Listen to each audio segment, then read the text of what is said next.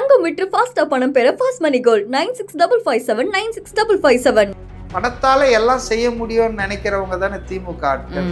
So அதனால அதில் பேச்சுவார்த்தை நடந்திருக்கு. ஆனால் இது முன்னாலே கொஞ்சம் 4 பேர்கிட்ட பேசியிருக்காங்க. அதில் 3 பேர் அட்வான்ஸ் பணத்தையே வாங்கிட்டு இருக்கிறாங்க.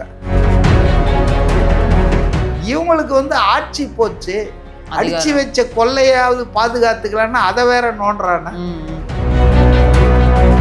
உதயநிதி அவர்கள் சோகமணல் ஆட்சி இந்த ஆட்சியை சொன்னார். அது எந்தக்கான ரீசன்லாம் நம்ம பார்த்தோம்.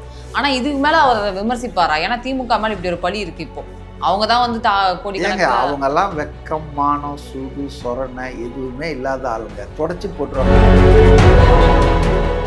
அதிமுக திமுகவை சேர்ந்து ஆட்சி அமைக்க முயற்சி பண்ணும்போது இது தாவேக்கால அதிமுக தொண்டர்களும் நிர்வாகிகளும் இணைவது என்பது பஞ்சமா பாதகம் இல்லை. ஊழலற்ற அரசை தருவேன் என்ற அவர் உறுதிமொழி நிச்சயமாக இப்போதே வேலை செய்ய ஆரம்பிச்சிச்சு.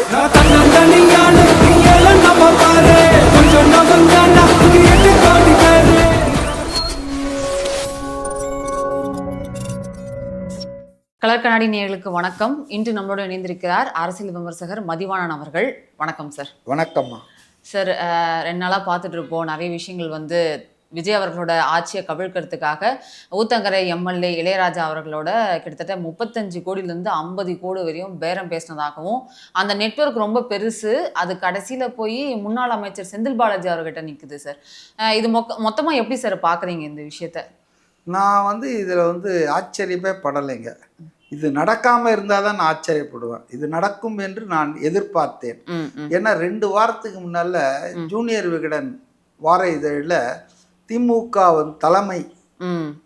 தலைவர் இல்லை, திமுக தலைமை ஒரு 7-8 பேர்கிட்ட அசைன்மெண்ட் கொடுத்துருக்காங்க. என்ன அசைன்மெண்ட் பொறுப்புன்னு சொன்னா, தாவேக்கால இருக்கிற எம்எல்ஏக்களை அவங்க பக்கம் இழுக்கணும், அல்லது அவங்கள தாவேக்கா கட்சிக்கு எதிராக பண்ண வைக்கணும் அப்படின்றது.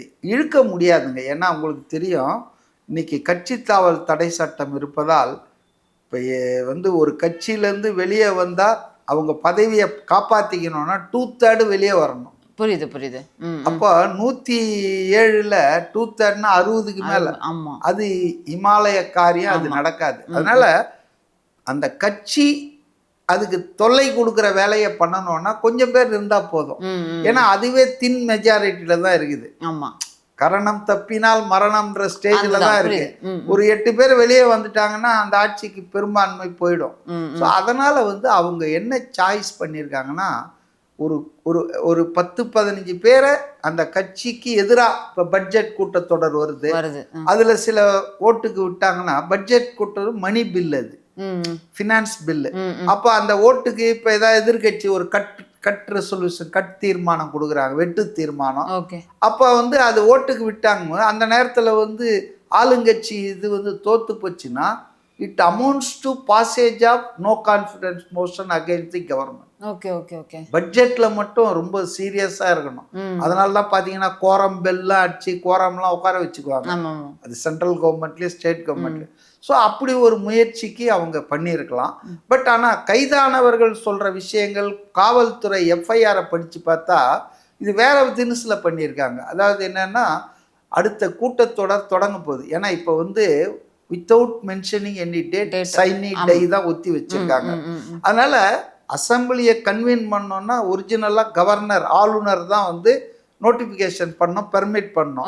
ஆனால் இப்போ ஆளுநர் ஏற்கனவே பண்ணதை அதை இது பண்ணிடல, அட்ஜான் பண்ணது. எப்படின்னா, தேதி குறிப்பிடாம, அப்ப சபாநாயகரை திருப்பி ரீகன்வீன் பண்ணலாம். இது ஒரு கான்ஸ்டிடியூஷனல் பவர் இருக்கு. அப்ப அநேகமா 2 வாரத்திலயோ 3 வாரத்திலயோ பட்ஜெட் கூட்டத்தொடர் சபாநாயகரே கூட்டுவாரு. பட்ஜெட் மேபி சப்மிட்டட், அது நடக்கும், வரவு செலவு பண்ணுவாங்க. அப்ப அந்த கூட்டத்தொடர்ல எதிர்கட்சிகள் சார்பாக சபாநாயகர் JCD பிரபாகரன் மேல நம்பிக்கை இல்லா தீர்மானத்தை முன்மொழிஞ்சிரு. அப்ப முன்மொழிஞ்சிட்டு அது மேல அவர் உட்கார முடியாது. துணை சபாநாயகர் ஒருத்தர் உட்காரணும், இல்லை வேற யாராவது உட்காந்து விசாரிப்பாங்க. அப்போ அது விவாதம் நடக்கும், ஓட்டெடுப்பு நடக்கும். இப்போ ஓட்டு எடுக்கும்போது பெரும்பான்மை, அவையில் இருக்கிற பெரும்பான்மை, அந்த நேரத்தில் அவைலபிள் அண்ட் பிரசன்ட். அதுல பெரும்பான்மை வேணும். 118 எல்லாம் ஆட்சி அமைக்க தான். ஆமா, அதுக்கு கூட நான் கேள்விப்பட்டேன், வாக் அவுட்லாம் பண்ணிட்டா அவையில் அப்போது இருப்பவர்களில் பெரும்பான்மை இருந்தா போதும், சிம்பிள் மெஜாரிட்டி. ஆமா, கவர்னர் இதெல்லாம் தெரியாம 118 கேட்டுட்டு இருந்தாரு. ஆமா, இப்ப அதிமுக 60 பேர் வெளியே போயிட்டாங்க, 59 பேர் வெளியே போயிட்டாங்க. என்னாச்சுங்க? அதனால இது வந்து ஒரு சின்ன யாரோ ஒரு லீகல் லூமினரி கிட்ட கன்சல்ட் பண்ணி சபாநாயகர் மேல நம்பிக்கையில்லா தீர்மானம் பாஸ் பண்ண வச்சிட்டோம்னா சபாநாயகர் மாறிடுவார்ல, ராஜினாமா பண்ணி தானே ஆகணும். புரியுது. when a no confidence motion is passed in the assembly, அப்புறம் ஸ்பீக்கர் கண்டினியூ பண்ண முடியாதுல்ல. அப்போ ஸ்பீக்கர் தோத்துட்டாருன்னா இந்த அரசுக்கு பெரும்பான்மை இல்லை என்பது லைவ்ல ரிலே பண்ண போறாங்க. இப்போ இது ஒரு பெரிய ஒரு கான்ஸ்டிடியூஷனல் கிரைசிஸ். ரெண்டாவது விஜயினுடைய செல்வாக்குக்கு ஒரு அடி விழும்ல. ஏன்னா அவர்கிட்ட வெறும் 107 தான் இருக்கு, கூட்டணி கட்சிகளாம் சேர்ந்தா 120. ஆனா ஓட்டு வாங்குறது நம்பிக்கைக்கு ஒரு 144 வாங்கினாரு. இன்னைக்கு வந்து இந்த மாதிரி குறைஞ்சிடுச்சுன்னா அது ஒரு பெரிய இது ஆயிடும்ல, அடி ஆகும். அவருக்கு வந்து டிமாரலைஸ் ஆயிடுவாங்க அந்த கட்சிக்காரங்க. என்னடா இது மெஜாரிட்டிலேயே கவுந்துருமா போயிடுமா, ஒரு குழப்பம் கம்மியாயிடும் எல்லாமே. ஆமா. ஸோ இந்த முயற்சிக்காக ஒரு 10-15 பேரை தீர்மானத்தை நாங்க கொண்டு வரோம், அதை ஆதரிச்சு ஓட்டு போட்டுருங்க அப்படின்னு ப்ரிப்பேர் பண்றதுக்காகத்தான் இந்த அசைன்மெண்ட்டு. இது 35 நீங்க சொன்ன மாதிரி 50 கோடி வரை தரோம் நாங்க அப்படின்னு சொல்லி. பணத்தால எல்லாம் செய்ய முடியும்னு நினைக்கிறவங்க தானே திமுக ஆட்கள். ஸோ அதனால அதில் பேச்சுவார்த்தை நடந்திருக்கு. ஆனா இது முன்னாலே கொஞ்சம் 4 பேர்கிட்ட பேசியிருக்காங்க. எனக்கு கிடைச்ச தகவல் 4 பேர் பேசியிருக்காங்க. அதுல 3 பேர் அட்வான்ஸ் பணத்தையே வாங்கிட்டு இருக்கிறாங்க, கட்சி தலைமைக்கும் சொல்ல. ஆனா இவர் இளவரசு வந்து உடனே கட்சி தலைமை சொல்லிட்டு இது முடியாதுன்னு இருக்காரு. அப்பதான் அவரை மிரட்டி இருக்காங்க. ஆக்சுவலா இந்த மாதிரி லஞ்சம் கொடுக்கறது ஓட்டுக்கு இதெல்லாம் வந்து டிவிஎஸ்சிக்கு தான் போகணும், department of directorate of vigilance and anti corruption. அதை கூட ஒருத்தர் கேள்வி கேட்டார், அந்த வழக்கு போகாம இது எப்படி போலீஸ் ஸ்டேஷனுக்கு போச்சுன்னு. அந்த மாதிரி நல்லவர்களுக்கு நான் என்ன சொல்ல விரும்புறேன்னா, இது கொலை மிரட்டல், உன் குடும்பத்தை அழிச்சிருவோம், மன உளைச்சல். நீ வந்து இது போல வந்து நாங்க பேசுறத நீ ஒத்துக்கல, ஓகே ஃபேர். ஆனா இதை வெளியே எங்கேயாவது சொன்னீங்கன்னா உன் குடும்பத்தை அழிச்சிரும், உன்னை ஒழிச்சிருவோன்னு மிரட்டுறாங்க. அப்ப அவர் என்ன பண்றாருன்னா உடனே கமிஷனர் போலீஸ்ல போய் கம்ப்ளைண்ட் கொடுக்குறாரு. கமிஷனர் என்ன பண்றாருன்னா, இவர் அசம்பிளியில தானே இருக்கிறாரு, ட்ரிப்ளிகன் ஏரியால எம்எல்ஏ அசம்பிளியில. அப்ப ட்ரிப்ளிகன் போலீஸுக்கு அனுப்புறாரு. அவங்க இதை என்கொயரி பண்ணி அமைதியை தேடுறாங்க, இது எங்க யார் யார் பேசுறாங்க. ஒரு ஆளை பிடிச்சி அவனுடைய மொபைல் போன் எடுத்தாலே தெரியுது இல்ல. ஸோ யார் என்னைக்கு பேசுனாங்க அப்படியே பிடிச்சிக்கினே போனா அது எங்கெங்கயோ போகுது, கரூர்ல வரைக்கும் போயிடுச்சு. அப்புறம் கரூர்ல போய் பார்த்தா இது பின்னால செந்தில் பாலாஜி, அவர் தம்பி அசோக் குமார் இருக்கிறாங்க. ஃபண்ட் அவங்க தான் இதுக்கு ப்ரொவைட் பண்றாங்க இந்த ப்ராஜெக்டுக்கு. அதே போல அசோக் குமார் சென்னைக்கு வந்து பல முறை இதுல சம்பந்தப்பட்ட ஒரு ஆளை சந்திச்சு பேசியிருக்காரு. இதெல்லாம் எடுத்துட்டாங்க. இப்ப இதெல்லாம் நடக்கும்போது பேப்பர் தான் இப்ப 24x7 ஆச்சு. இதெல்லாம் வெளியே வரும்போது ஆஹா நம்மளால மாட்டானு எஸ்கேப் ஆயிட்டாங்க. அசோக் குமாரையும் காணோம், செந்தில் பாலாஜி காணோம். இப்ப தலைமறைவா இருக்காங்க. செந்தில் பாலாஜி மேல ஒண்ணுமே இது வரைக்கும் சொல்லல யாரும், விசாரிக்கணும்னு தான் சொல்றாங்க. செந்தில் பாலாஜி பேரை எல்லாரும் சொல்றதால கைது செய்யப்பட்டவர்கள் ஃபண்டு எங்க இருந்து வருது, யாரு இதுக்கு ஆரிஜின் எங்க இருந்து வருதுன்னு போது செந்தில் பாலாஜி தான் அப்படின் போது அவர்கிட்ட விசாரிக்க தான் போலீஸ் கூப்பிடுறாங்க. ஆனா ஒரு சட்டமன்ற உறுப்பினர்ன்ற முறையில அவர் விசாரணைக்கு ஒத்துழைக்கணும். கண்டிப்பா. ஆனா அவர் என்ன பண்றாரு, தலைமறைவா. இப்ப அவர் மேல இன்னும் சந்தேகம் அதிகமாகுது. என்ன இல்லாம அவர் தலைமறைவாவாரு. கரூர் சம்பவம் போது பவர் பாயிண்ட் எல்லாம் போட்டு எக்ஸ்பிளைன் பண்ணவர் தானே. அப்ப அந்த மாதிரி வந்து ஒரு பிரஸ் கான்ஃபரன்ஸ் போட்டு நீங்க சொல்லாம ஏன் ஒய் யூ ஆர் ஹைடிங். அப்ப அது இன்னும் சந்தேகத்தை. ஆனா ஒண்ணு, கருவை கலைக்கணும்னு நினைச்சவங்க இந்த ஆட்சியை அமையக்கூடாதுன்னு 4ஆம் தேதி ராத்திரி திமுக அதிமுக சேர்ந்து பண்ணவங்க அன்பார்ச்சுனேட்லி ஆர் ஃபார்ச்சுனேட்லி அது மெட்டீரியலைஸ் ஆகல. இன்னைக்கு வந்து அது ஒரு 2-3 மாசம் நின்றுடுச்சுன்னா டீஸ்டெபிளைஸ் பண்றது அப்புறம் கஷ்டமாயிடும். அதனாலதான் 3 மாசம் தாங்காது, 6 மாசம் தாங்காது. அதாங்க இதெல்லாம் செஞ்சு வச்சுட்டு வரப்போகுது எலெக்ஷனு, எந்த நேரத்தில் சும்மா அதெல்லாம் அதெல்லாம் நடக்காது, அவங்களுக்கும் தெரியும். எலெக்ஷன் நடந்தாலும் அது வந்து நெகட்டிவா எம்ஜிஆர் எப்படி கவுத்தாங்கல்ல 80 நாடாளுமன்ற தேர்தலில் எம்ஜிஆர் அவர்கள் வந்து தோல்வி அடைந்ததால முதல்வரா இருக்காரு, ஆளுங்கட்சி. ஆனா 2 தொகுதியில தான் ஜெயிச்சார். 37 தொகுதியில காங்கிரஸ் திமுக கூட்டணி அடிச்சு வாரிடுச்சு. உடனே இவரு கலைஞர் வந்து என்ன பண்ணி விட்டாருன்னா இந்திரா காந்தி கிட்ட சொல்லி ஆட்சியை கவுத்துட்டார். மக்கள் நம்பிக்கை இழந்துட்டாங்கன்னு ஆட்சியை கவுத்துட்டு தேர்தல் எம்ஜிஆர் ஒரே வார்த்தை தான் சொன்னா, என்ன தவறு பண்ணாரு, முடிஞ்சது கதை. கதை கந்தலாயிடுச்சு. அவர் வந்து 77 வாங்கின சீட்டை விட அதிக சீட்டு வாங்கிட்டாரு. ஸோ அதனாலங்க அது இவங்களுக்கு தெரியும். ஆனாலும் டீஸ்டெபிளைஸ் பண்ணாதான் இவன் நம்மள நோண்ட மாட்டோம்.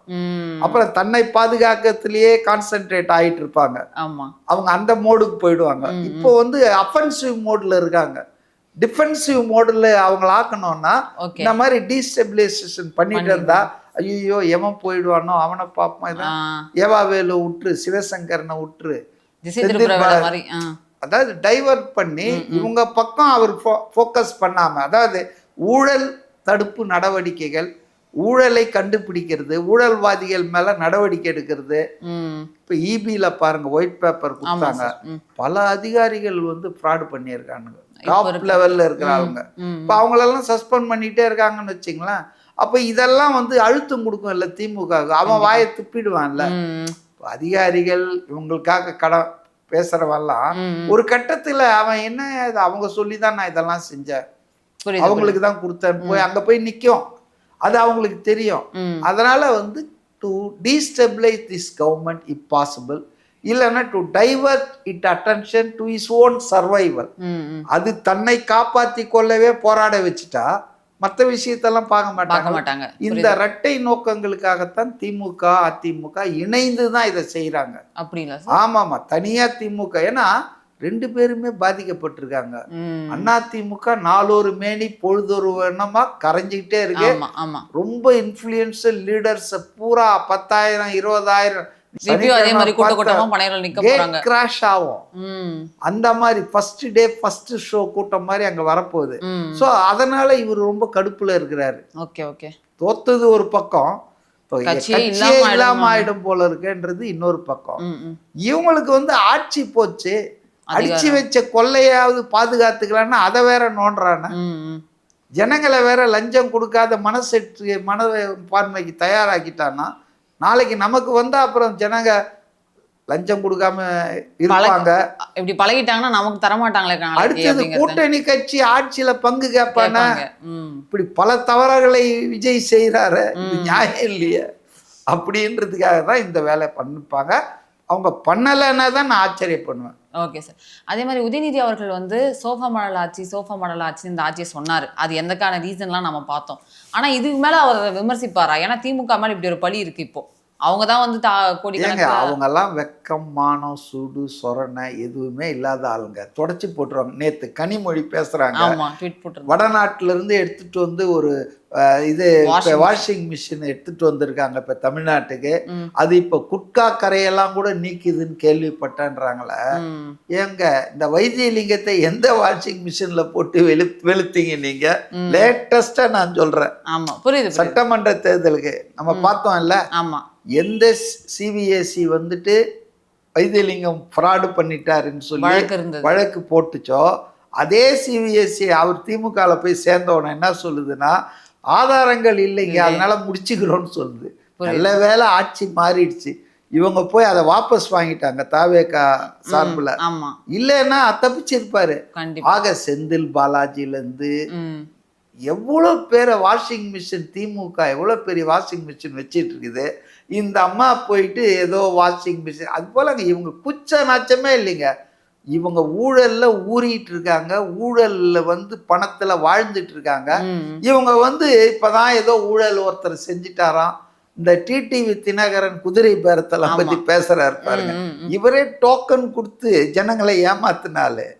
ஜெயில இருந்து ஒரு எலெக்ஷன் கமிஷனுக்கு பணம் கொடுத்து சின்ன வழக்குக்காக திகார் ஜெயில. அதனால இப்ப யாரு என்ன பேசுறாங்கன்னா, யாருக்கெல்லாம் என்ன யோகியதை கிடையாது அவங்க தான் பேசிட்டு இருக்காங்க. மதிமுக சம்பந்தமா வந்து டிஎம்கே ஒரு லெட்டர் கொடுத்திருந்தாங்க சரி. ஏன்னா மதிமுகல நின்று ஜெயிச்சவங்க வந்து உதயசூரியன் சின்னத்துல நின்று போட்டி போட்டவங்க. அவங்கள வந்து குதிரை பேரம் பண்ண நினைக்கிறாங்க. சீஃப் மினிஸ்டரா இருக்கட்டும், வைகோ 2 பேருமே குதிரை பேரம் பண்ண நினைக்கிறாங்க அப்படின்னு திமுக வந்து கவர்னருக்கு ஒரு லெட்டர் எழுதியிருந்தாங்க சார். இது எப்படி பாக்குறீங்க? அதாவதுங்க, எல்லா வகையிலும் திரு விஜய் அவர்களை டிஸ்டர்ப் பண்ணணும், குற்றவாளி ஆக்கணும், அவருக்கு வந்து ஏதாவது தொல்லை கொடுக்கணுன்ற அரசியல் நோக்கம் தவிர, காழ்ப்புணர்ச்சி தவிர இதில் ஒன்றும் இல்லை. உங்க புரிதலுக்காக நான் சொல்றேன். இப்போ எல்லாருக்கும் எல்லாம் தெரியும், திமுகவின் சின்னத்தில் நின்றவர்கள் பல கட்சிகள். ஆமா, அதாவது இன்னும் கூட இருக்காங்க 3-4 பேர் திமுக சின்னத்தில். இப்போ மதிமுக 4 சீட்டை ஒதுக்கி திமுக சின்னத்துல தான் நிக்கணும், உங்க கட்சி தனி சின்னத்தில் நிக்க கூடாதுன்னு நிர்பந்திச்சு அவங்க 4 பேரையும் வந்து அவங்க சின்னத்தை நிக்க வச்சாங்க. ஆனா அவங்க கட்சி ஆளுங்க தானே, அவங்க டெக்னிக்கலா ஒன்னா அவங்க கிட்ட ரிசிக்னேஷன் வாங்கிட்டு திமுகல உறுப்பினர் ஆக்கி அந்த அப்பதான் இந்த பி ஃபார்ம் கொடுத்து சிம்பிள் அலாட் பண்ண முடியும். இது டெக்னிக்கல் ரிசிக்னேஷன் தான். ஆனா அதுக்கப்புறமா அவங்க அந்த கட்சியில தான் இருக்கிறாங்க, எல்லாம் போறாங்க. ஸோ மதிமுக பொதுக்குழு வந்து கடந்த வாரம் நடந்தது இல்லையா, அப்போ அவங்க ஒரு முடிவு எடுக்கிறாங்க, நமக்கு ரொம்ப அவமானப்படுத்துறாங்க. அதுக்கு முன்னாலேயே ஸ்டார்ட் பண்ணிட்டாங்க. RS பாரதி, ராஜாலாம் வந்து ஒரு மண்டபத்திலேயே அவங்க உள்ள இருக்கும்போதே அடைச்சிடலாம், யாரோ ஒருத்தர் நாளைக்கு முடிவு எடுக்க போறாராம், எடுங்க அப்படின்லாம் பேச ஆரம்பிச்சிட்டாங்க. ஸோ அவருடைய சீனியாரிட்டிக்கு, அவருடைய அனுபவத்துக்கு வந்துங்க இந்த ராஜா இந்த கூஜாலாம் அப்படிலாம் பேசியிருக்கக்கூடாது. அவர் ஒரு சீனியர் லீடர் கண்டிப்பாக.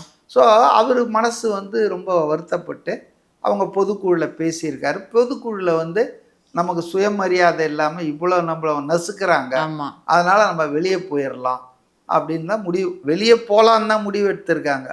தாவேக்காக்கு போகலான்னு முடிவு எடுக்கல.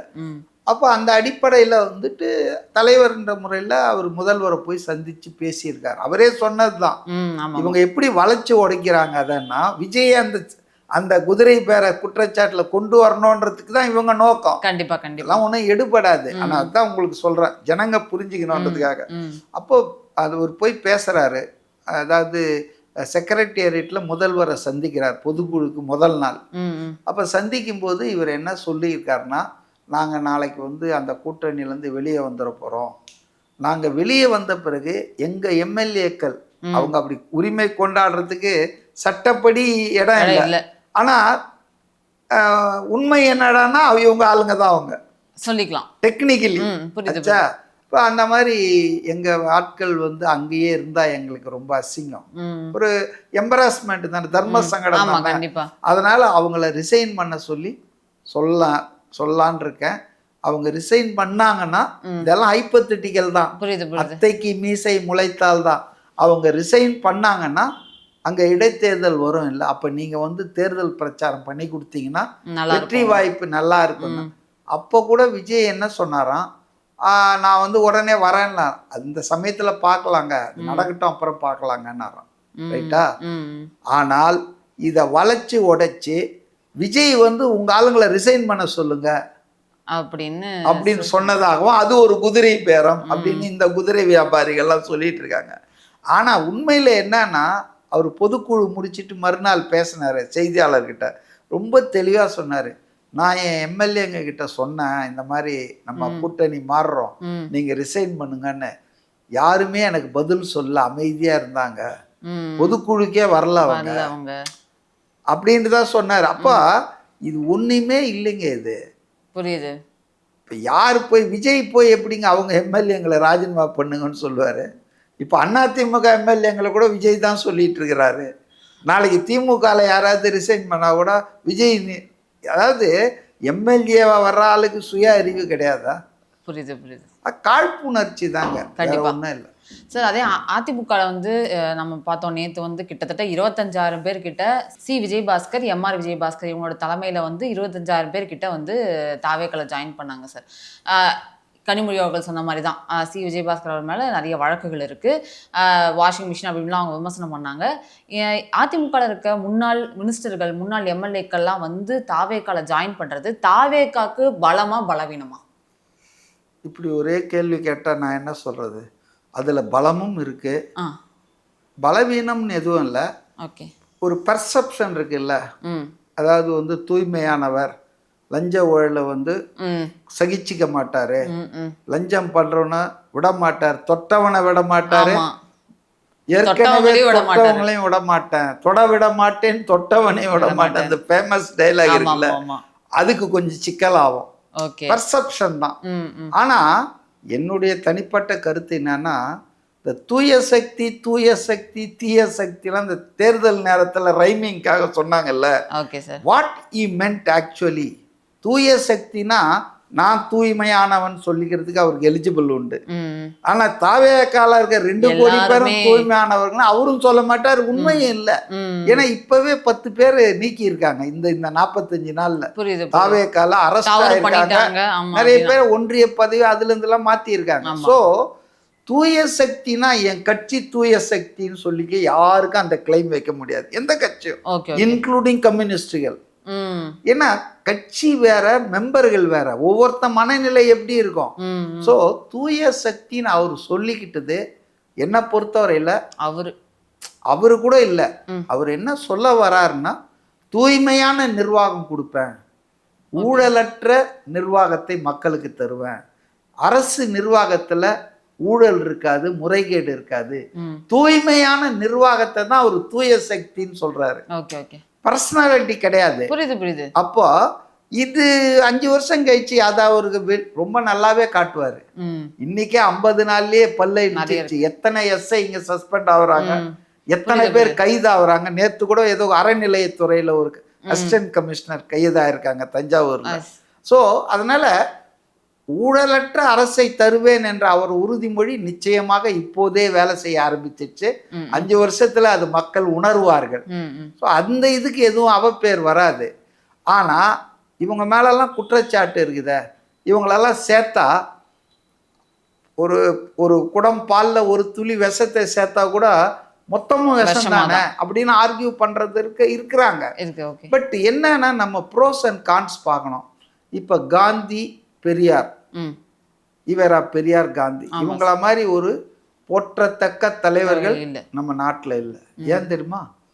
2 பேருமே தேர்தல் அரசியல்ல இல்ல ஈடுபட்டதில்லை. ஆமா கண்டிப்பா தேர்தல் அரசியல்ல ஈடுபட்டாலே நீங்க வந்து போற்றத்தக்க தலைவரா எல்லாருக்கும் இருக்க மாட்டீங்க. புரியுது புரியுது உங்களை ஃபாலோ பண்றவங்க ஆமா. போட்டுருவாங்க, உங்களை எதிர்க்கிறவங்க எதிர்க்கிறவங்க இருப்பாங்க. தூத்துவாங்க. ம் ம் ஸோ அனைவரும் ஒப்புக்கொள்ள தலைவரா இருக்கணும்னா நீங்க எலக்ட்ரோல் பாலிடிக்ஸ்ல இருக்கு. தேர்தல் அரசியல்ல ஈடுபடாம இருக்கணும். புரியுது புரியுது once you entered the electoral area, hmm hmm you have to make some compromises. நான் அடிக்கடி சொல்லுவேன், ம். நாய் வேஷம் போட்டா குறைச்சி தான் ஆகணும். ஓகே நான் நாய் வேஷம் போட்டா ஆனால் குறைக்க மாட்டேன்னா நாய் குறைக்கணுமே, வேஷம் போட்டிருக்கிறேன் நீ. கண்டிப்பா அதே போல ஒரு நகை செய்யணும்னா நீங்க ஆசாரிங்களை போய் கேளுங்க, ம் பியூர் கோல்டு கொண்டு போய் கொடுத்தீங்கன்னா அதுல நகை செய்ய முடியாது, கொஞ்சம் செம்பு கலந்தாதான் ம் அது வந்து நகை வரும். ம். அப்போ அரசியல் என்பது அயோக்கியர்களின் கடைசி புகலிடம்னு கிரேக்க பேரறிஞர் பிளாட்டோ சொல்லியிருக்காரு. அது உண்மை.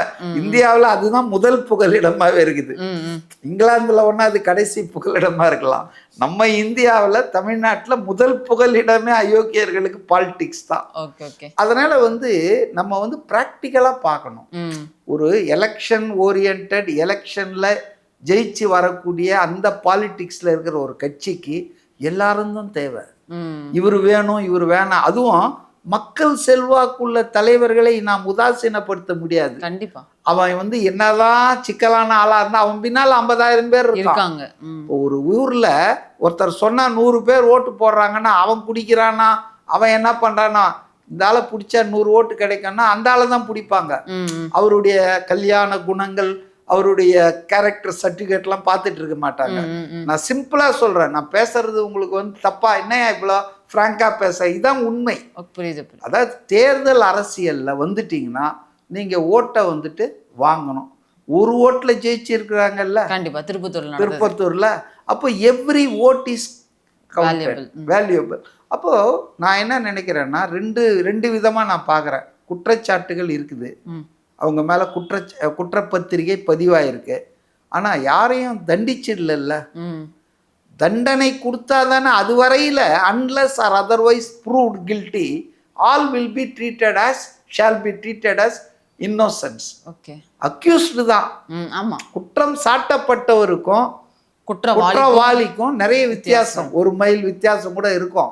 இப்ப அரவிந்த் கெஜ்ரிவாலை வந்து குற்றம் சாட்டுச்சு பாஜக அரசாங்கம், ஜெயில போட்டுச்சு. முதல்வரா இருந்தவர் ரிசைன் பண்ணாரு. ஆனா கடைசியில என்ன தீர்ப்பு வந்தது? அவருக்கு அந்த குற்றத்துக்கு சம்பந்தம் இல்லை, இடி தான் அதுவும் பண்ணிச்சு, சிபிஐ தான் பண்றாங்க. ஸோ இன்னைக்கு பொதுவாகவே மத்திய அரசினுடைய ஏஜென்சிஸ் 100 கேஸ் எடுத்தாங்கன்னா 7 கேஸ் தான் அவங்களால கன்விக்ஷன் வாங்கி கொடுக்க முடியுது. 93 கேஸ் வந்து அரசியல் காரணங்கள், காழ்ப்புணர்ச்சி, அவங்க பேரை டேமேஜ் பண்ணிடுவாங்க 5 வருஷத்துல. இதான் நடந்துட்டு இருக்கு. இது ஒரு சிஸ்டம். அதுக்காக இவங்க குற்றமற்றவர்கள், உத்தமர்கள் அப்படின்னா இல்லை, தவறு பண்ணியிருக்காங்க. ஆனா தண்டிக்கப்படும் வரையில அவங்கள அன்டச்சபிளா ட்ரீட் பண்ண முடியாத. அவங்க பக்கத்துல இருந்து கேளுங்க, நாங்க குற்றம் தாங்க சுமத்தப்பட்டிருக்கு, நிரூபிக்கலையே இன்னும் அப்படின்னு சொல்லி எங்களுக்கு தண்டனை ஏதாவது கொடுத்துட்டாங்களா, கோர்ட்ல நிரூபிச்சிட்டாங்களா அப்படின்னா எங்களுக்கு எந்த இதுவும் வேணாங்க. நாங்க மெம்பரா தானே சேர்க்க சொல்றோம். எங்க ஆதரவாளர்கள் அனாதையா நிக்கிறான். நார்மலி பாத்தீங்கன்னா அதிமுகவுக்கு ஃப்ரெண்ட்லி சக்தின்னு பாத்தீங்கன்னா தாவேகா தாங்க, திமுக பகை சக்தி தாங்க. அப்போ அதிமுகல இருந்து நம்பிக்கை இழந்து அந்த தலைவர் மேல, தலைமை மேல, அப்போ தாவேக்காக்கு வரணும்னு நினைக்கிறது ஒன்றும் பெரிய இமாலய குற்றம் இல்லை. ஏங்க அதிமுக திமுகவும் சேர்ந்து ஆட்சி அமைக்க முயற்சி பண்ணும்போது தாவேக்கால வந்து அதிமுக தொண்டர்களும் நிர்வாகிகளும் இணைவது என்பது பஞ்சமா பாதகம் இல்லை. ரைட்டுங்களா? ஸோ இதுல ஒரு விஷயம் பார்க்குறேன், இந்த அதிமுக ஆட்கள்லாம் படப்படையா வராங்கல்ல, இந்த எந்த நிகழ்ச்சியிலும் விஜய் தன்னுடைய முகத்தை காட்டுறது இல்லை. கண்டிப்பா இதை வந்து அவருக்கு அதுல கொஞ்சம் ரிசர்வேஷன் இருக்கு. ஐடென்டிஃபை பண்ணிக்க வேணாம், தன்னுடைய பேருக்கு வந்து கெட்ட பேர் வரும். அத வந்து ஆதவ் அர்ஜுனா அவங்களே பார்த்து குஷி ஆனந்த் இந்த ரேஞ்சிலே விட்டுறாரு. புரியுதுங்களா? நான் முதல்வர்ன்ற ரேஞ்சில் அவர் இருக்காரு, கட்சி பொதுச் செயலாளர் பார்த்துட்டு இருக்காங்க, அந்த ஒரு இதுலதான் இருக்காரு. ஆமா, அதனால அவரு ஒரு இதுக்கு மேல அவர் எப்படி பண்ண முடியும்? ஒரு மாவட்டத்தை இப்ப பாருங்க, இந்த விராலிமலை தொகுதியில 60,000 ஓட்டு வித்தியாசத்துல இந்த அலையிலும் ஜெயிச்சிருக்காரு. வேற எந்த தொகுதியிலும் புதுக்கோட்டையில அதிமுக ஜெயிக்கல. இவர் தொகுதியில திமுக 3வது இடத்துக்கு போயிருக்குது. புரியுதுங்களா? தாவேகா தான் 2வது இடத்துக்கு வந்துருக்குது. ஸோ அதனால மக்கள் தீர்ப்பு எழுதுறாங்க. மக்கள் நீதிமன்றத்துல வந்து நீங்க இவங்களை வந்து நீங்க என்ன சொன்னாலும் இதெல்லாம் சொல்லி இருக்க மாட்டாங்களா திமுக பிரச்சாரத்துல? ஆல் செட் அண்ட் டன் இதெல்லாம் கேம்பெயின்ல இஷ்யூ ஆயிருக்கும்ல. ஆனா அதையும் மீறி வேற ஏதோ அவங்க கிட்ட நல்ல விஷயங்கள் இருக்குல்ல. ஸோ அதனால அவங்கள வந்துட்டு தேர்ந்தெடுக்கிறாங்க. ஸோ இதுல வந்து ஆஸ் இட் இஸ் நீங்க ஒரே கேள்வி கேட்டீங்க, இது நல்லதா கெட்டதா? இந்த நாயகன் படத்துல அந்த பையன் கேட்பான, நீங்க நல்லவரா கெட்டவரா? அந்த மாதிரி என்னால ஸ்ட்ரெயிட்டா பதில் சொல்ல முடியல. இதுல பெனிஃபிட்ஸ் இருக்கு. குறிப்பா அதாவது சின்னன்னு சொல்ல முடியாது, புது கட்சியான தாவேகாவுக்கு கட்டுமானம் ரொம்ப கம்மிங்க. இன்னைக்கு விஜய் முகத்துக்கு தான் ஓட்டெல்லாம் வந்திருக்கு. அப்போ இது உள்ளாட்சி தேர்தல் வரப்போகுது 8 மாசத்துல, இடைத்தேர்தல் வரப்போகுது. அப்பெல்லாம் வந்து இதே மாதிரி பண்ண முடியாது. ஒரு முறை ஒர்க் அவுட் ஆகும், திருப்பி அதே ஒர்க் ஆகும் தெரியாது. அப்போ லோக்கல் லீடர்ஸ் வேணும், உங்களுக்கு இன்ஃப்ளூயன்ஸ் லீடர்ஸ் வேணும், லோக்கல்ல கனெக்ட் ஆயிருக்கணும் மக்களோட. இந்த ரசிகர் மன்றத்தை வச்சு வண்டியை நட்ட முடியாதுங்க. நான் இப்போ சொல்றேன், அப்பவும் சொன்னேன், வெறும் ரசிகர் மன்றம் விசுவாசிகளை வச்சுக்கின்னு கட்சியும் நடத்த முடியாது, ஆட்சியும் நடத்த முடியாது. அதுக்கு அனுபவம் இல்லை. இப்ப உதாரணத்துக்கு சபாநாயகர் உங்க ரசிகர் மன்றத்தால இல்ல, கண்டிப்பா இல்ல. அதனால நம்ம என்னன்னா, அனுபவம் தேவை ஆட்சிக்கு, நிர்வாகத்துக்கு, கட்சிக்கு வந்து மாவட்ட ரீதியா ஆட்கள் தேவை. இப்ப அதெல்லாம் இதுல ஃபுல்ஃபில் ஆகுது. ஆனா என்னன்னா உறுதி செய்யணும் இந்த ஆட்சினா, அவங்கெல்லாம் வராங்க ஆதாயம் கருதி தான் வராங்க, ஆளுங்கட்சின்னு தான் வராங்க, அதை நாங்க மறுக்கல. ஆனா வர்றவங்கள கதவு சாத்த முடியாது. நாங்க எங்களுக்கு ஆட்கள் வர வர எங்களுக்கு சந்தோஷம். ஆனா உங்களுக்கு என்ன உறுதி சொல்றோம் மக்களுக்குன்னா, அவங்க வருவதால் திமுக ஆட்சியில வைத்தியலிங்கத்துக்கு பண்ண மாதிரி செந்தில் நாங்க வாஷிங் மிஷின்ல துவைச்சு எடுக்க மாட்டோம். சட்டம் தன் கடமையை செய்யும். Law will take its own course. அவங்க உற்பத்தினா தண்ணியை குடிச்சு ஆகணும். நாங்க அவங்கள காப்பாத்துறது, விசாரணையை முடக்கிறது, அந்த வேலையெல்லாம் செய்ய மாட்டோம்னு சொல்றது மட்டும் இல்ல, அதான் நிர்மல் குமார், அருண்ராஜ்லாம் சொல்றாங்க. அதுபடி அதை எஸ்டாப்ளிஷ் பண்ணிட்டாங்கன்னா இவங்க மேல கரை வராது, ஒட்டாது. புரியுது. அதான் என்னுடைய அண்டர்ஸ்டாண்டிங். Okay sir. அதே மாதிரி நேத்து அந்த விழாவிலே ஆதவர்ஜுனா சொல்லியிருந்தாரு. அதுல வந்து ஒரு மாதிரி சொல்லியிருந்தாரு. கரூர் வந்து ரொம்ப முக்கியமான இடம் எங்களுக்கு. அங்க எங்க தலைவர் மேல ஒரு பெரிய பழி போட்டிருக்காங்க. அந்த கணக்கு இன்னும் எங்களுக்கு மிச்சம் இருக்கு அப்படின்னு அவர் சொன்னாரு. ஆதவர்ஜுனா வந்துங்க ஈ ஷுட் பி ரிஸ்ட்ரைன்டு. அப்படியா sir? Loud mouth wide mouthed. அவரால் வந்து அவர் விஜய் கிட்ட கற்றுக்க வேண்டியதே இதுதான். இப்போ புஷி ஆனந்த் கூட பாருங்க ரொம்ப மெஷர்டாக தான் பேசுவார். ஓகே. இப்போ நீங்கள் பொறுப்பு வரும்போது அதிகமாக பேசக்கூடாதுங்க. இது மாதிரிலாம் பேசக்கூடாது. அனிதா ராதாகிருஷ்ணன் பேசிட்டு மாதிரிலாம் பேசக்கூடாது. அது ஒருமையில பேசல சார். இல்ல இல்ல அது வேறங்க. நீங்க இது கூட பேசக்கூடாது. see the matter is under investigation. ஆமா கண்டிப்பா வழக்கு இருக்கு. நீங்க ஒரு அமைச்சர் திடீர்னு ஒருத்தன் கொண்டு போய் கேஸ போடுவாங்க. போட்டாங்க சார் இன்னைக்கு திமுக போயிடுச்சா பாருங்க. நான் அதெல்லாம் எனக்கு தெரியல. So I advice mister Aadhav Arjuna எங்க எம்எல்ஏ அவர் தான். he should be discreet. அவரு செயல்ல தான் காட்டணும் விஷயத்த. அதிகம் பேசக்கூடாது. ஏன்னா அவர் பொறுப்புல இருக்காரு, அமைச்சரா இருக்கிறாரு, ஓத்து எடுத்து இருக்கிறாரு. அப்படி இருக்கும்போது இவனுக்கு கண்கொத்தி பாம்பு மாதிரி திமுக காரணங்க இந்த லீகல் டீம் இருக்கு இல்லையா, அவனுக்கு அப்படியே பார்த்துட்டே இருப்பானுங்க. ஏதாவது டக்குன்னு பாருங்களேன். ஜான் ஆரோக்கியசாமி வந்து அவருடைய பொலிட்டிக்கல் அட்வைசர். அவர் வந்து கலந்துக்கிறாராம். அவர் அங்க உட்கார்ந்துகிட்டு இருக்கிறாரு. அவர் எப்படி இந்த மீட்டிங்ல இருக்கிறாரு, இதெல்லாம் பார்த்துட்டே இருக்காங்க. இவனுங்க வந்து சபரீசன் எப்படிங்க எல்லாத்துலயும் நுழைஞ்சான். Just because is the son in law of mister Stalin. அந்தாலும் கட்சியையும் ஆட்சியும் நடத்தின அப்போ போய் கேட்டாங்களா இவங்க? மற்றவங்கலாம் அதை கண்டுக்க மாட்டாங்க. என்ன நினைப்பாங்கன்னா சரி அவங்க ரூலிங் பார்ட்டி, அவங்க ப்ரொராகேட்டிவ்னு சொல்லுவாங்க. இவனுங்க அதெல்லாம் ஒத்துக்க மாட்டானுங்க. லீகலா அது இருக்க. இவங்க சட்டத்தையே 5 பவர் சென்டர் இருந்ததுங்க. அப்போ அதனால தான் சொன்னார் இங்கே நான் ஒருத்தன் தான் கிச்சன் கேபினெட் துர்கா ஸ்டாலின் தலைமையில், உதயநிதி தலைமையில் அங்கே குறிஞ்சியில் ஒரு சென்டரு, கனிமொழி, ஸ்டாலின், இது இல்லாமல் இந்த அதிகாரிகள் இருந்தாங்க இல்லையா, உதயச்சந்திரன் அந்த குரூப், அவங்க கோட்டையில் அது ஒரு சென்டரு, சேகர்பாபு அவர்கள் அவரு சென்னை சென்டரு, இவர் வந்து திருச்சி சென்டர் KN நேரு. அதனால வந்துங்க கொஞ்சம் கேர்ஃபுல்லாக இருக்கணும் Aadhav Arjuna. Because is no more a party general secretary, is the minister also. அதுவும் சீனியர் மினிஸ்டராக அவரை வந்து வச்சிருக்காங்க. புரோட்டோகால்ல கூட பார்த்தீங்கன்னா அவர் வந்து விஜய், புஷி ஆனந்த், அப்புறம் ஆதவ் அர்ஜுனா, அருண்ராஜ், அப்புறம் தான் செங்கோட்டையன். ஸோ உங்களுக்கு இவ்வளோ முக்கியத்துவம் கொடுத்துருக்கும்போது you should not speak loose words. அவ்வளோதான் என்னுடைய கருத்து. Okay sir. அதே மாதிரி முன்னாள் அமைச்சர் அனிதா ராதாகிருஷ்ணன் அவரை வந்து இன்னைக்கு காலைல கைது பண்ணியிருக்காங்க. ஆத்தூர்ல வந்து முதலமைச்சரை வந்து ஒருமையில பேசுனதுக்காக கைது செய்யப்பட்டிருக்காங்க. ஒருமையில் பேசுனதுக்காக இல்லை, ஆபாசமா பேசுனதுக்காக. டபுள் மீனிங்ல பேசியிருக்காரு. Double meaning, triple meaning. ரெண்டாவதுங்க அரசியல் விமர்சனம் யாருமே எதிராளி இல்லைங்க. அரசியல் ரீதியா இந்த ஆட்சியையோ முதல்வரையோ நீங்க விமர்சனம் பண்றத நோபடி கேன் ஸ்டாப். ஆமா. ஆனா நீங்க அவதூறு பண்ணக்கூடாது, அபியூஸ் பண்ணக்கூடாது யாரையுமே. முதல்வர் மட்டும் இல்லை, பொது வாழ்க்கையில இருக்கிற யாரையுமே. இப்ப இந்த முக்தாரு, திருச்சி சூர்யாலாம் கம்பி எண்ணிட்டு இருக்காங்களே, எதனால? ஆபாசமா பேசுனதுனாலதான். ஒரு பாரதிய ஜனதா கட்சியை சார்ந்த பெண் நிர்வாகிய ஆபாசமா பேசுனாங்க. So you have no licence to abuse people. You can criticise the government policies. ஆனால் நீங்கள் அதை ஒரு ரைட்டாக எடுத்துக்கிட்டு நான் என்ன ஒன்றா பேசுவேன்னா, ஒருத்தர் கம்ப்ளைண்ட் கொடுத்தா police has to registered the case, அதோட இருந்திருக்கலாம். இவரே கம்பை கொடுத்து அடி வாங்கினார், ஆன்டிசிபேட்டரி பெயிலுக்கு போனார், கோர்ட் ரிஜெக்ட் பண்ணிடுச்சு. அப்போ என்ன அர்த்தம்? ஓகே, அரெஸ்ட் பண்ணி தான் ஆகணும். போலீஸ் வந்து போலீஸ் அண்டர் கம்பல்சன் தான் அரெஸ்ட் பண்ணிச்சு. சும்மா இருந்த சங்க ஊதி கெடுத்தானுவாங்கல்ல. அனிதா ராதாகிருஷ்ணனுடைய கதை இதுதான். அர்லேக்கர் அவர்கள் வந்து மதுரையில் ஒரு விஷயம் பேசியிருக்காரு சார். வைகை ஆறை வந்து இந்த அரசு வந்து ரீக்ளைம் பண்ணல, ரினோவேட் பண்ணல அப்படின்னா ராஜ்பவனே இதில் இறங்கி அதிகாரத்தை பயன்படுத்தும் அப்படிங்கிற மாதிரி ஒரு விஷயத்த சொல்லியிருக்காரு சார். அவர் இந்த இதில் வந்து பொறுப்பாளுநர் தான் அர்லேக்கர் இப்போ தமிழ்நாட்டுக்கு. அவர் அப்படி சொல்கிறது சரியா? அதாவதுங்க பொதுவாக காமன் குட்டுக்காக அவர் தான் ஆட்சியின் தலைவர், செரிமோனியெல்லாம். ஆமாம். அதனால் அவர் வந்து மை கவர்மெண்ட்டுன்னு தானே படிக்கிறார் எல்லாத்துலேயும். அதனால் அவர் வந்து இந்த மாநிலத்தை பற்றியோ மற்றதை பற்றியோ பேசுறது தப்பு கிடையாது. ஆனால் அவர் வந்து ஆய்வு பண்ணுவது, கொள்கை முடிவுகளில் தலையிடுவது, இதெல்லாம் அதிக பிரசங்கிதானம். ரெண்டாவது இவர் எவ்வளோ நாள் இருக்க போகிறாரு? இப்போ புதுசாக கவர்னரை போட போகிறாங்க. Is not a full time.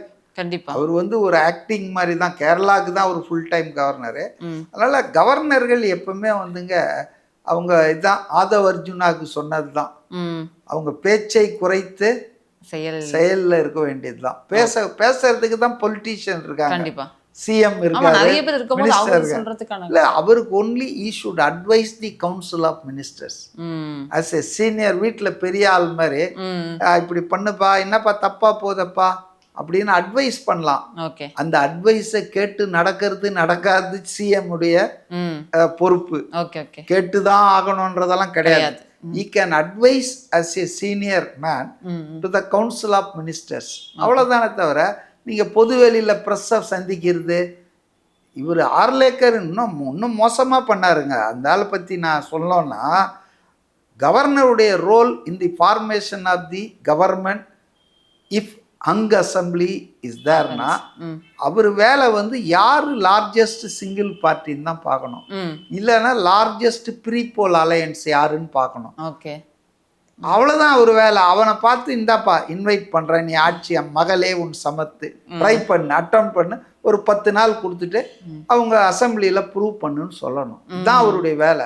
ஆனால் இந்த அர்லேக்கர் என்ன பண்ணார் தெரியுங்களா? 5 நாள் அலைய விட்டாரு சார். 118 உங்ககிட்ட இருக்குதான்னு எனக்கு காட்டு, அந்த லெட்டரெல்லாம் காட்டினாதான் அழைப்பேனார். அது அயோக்கியதானம். அதை விட மோசம் என்னன்னா, ஒரு பேட்டி கொடுக்குறாரு, இந்த சம்பவம் அப்படியே பத்தி எரிஞ்சிட்டு இருக்கு 4 நாள் இந்தியா டுடேக்கு. அவர் என்ன சொல்றாருன்னா, நாளைக்கு tomorrow if DMK and ADMK comes jointly and submit me 118 list I will invite தம். இது எவ்வளவு திமிர்த்தனமான பேச்சு. புரியுது. இவர் இண்டிகேட் பண்றாரா, சேர்ந்து வாங்கடான்றாரா? இதனால கவர்னர் பதவியே தேவையற்றது என்ன பொறுத்தவரைக்கும். அண்ணா சொன்ன மாதிரி ஆட்டுக்கு தாடி மாதிரி. இது எதுக்கு ஒரு மக்கள் பவனா? ராஜ் பவன்றது மக்கள் பவன் பேர் மாத்திட்டா மக்கள்லாம் போய் அங்க உட்காந்துக்கலாமா? மக்கள் எவனா கிட்ட போக முடியுமாங்க? இதை ஜிம்மிக்ஸ் பண்ணிருக்காங்க. ஏராளமான வேஸ்ட் எக்ஸ்பெண்டிச்சர் ஆன் கவர்னர். அந்த கவர்னர் மாளிகையில தேவையில்லாத வேலை, அதை ஒழிச்சு கட்டலாம். இப்போ அவங்கெல்லாம் மத்திய அரசின் ஏஜென்ட்டா இருக்காங்க. இது காலங்காலமா இருந்து வாலாயுதமா நடக்கிறது. ஆனா இப்போ பிஜேபி மோடி வந்த அப்புறம் எல்லாம் ஆர்எஸ்எஸ் ஆளுங்களா போட்டானுங்க. புரியுது. ஆர்எஸ்எஸ் டிஃபீட்டட் பொலிட்டீஷியன் பாஜக ஆளுங்களை போட்டு அவங்க வந்து ஆளுங்கட்சி எதிர்கட்சியா இருந்தா, பாஜகவா இருந்தா பிரச்சனை இல்லை, எதிர்கட்சியா இருந்தா அதுக்கு எவ்வளவு குடைச்சல் கொடுக்கணுமோ அவ்வளவு குடைச்சல் கொடுக்குறாங்க. பேரலல் பவர் சென்டர் மாதிரி பண்றாங்க. இது ரொம்ப ஆரோக்கியமானது அல்ல. அவ்வளவுதான் நான் சொல்றேன். எனக்கு தேவையான கருத்துக்களை பதிவு பண்ணதுக்கு ரொம்ப நன்றி சார். தங்கம் விற்று ஃபாஸ்டா பணம் பெற ஃபாஸ்ட் மணி கோல்ட் 9655796557.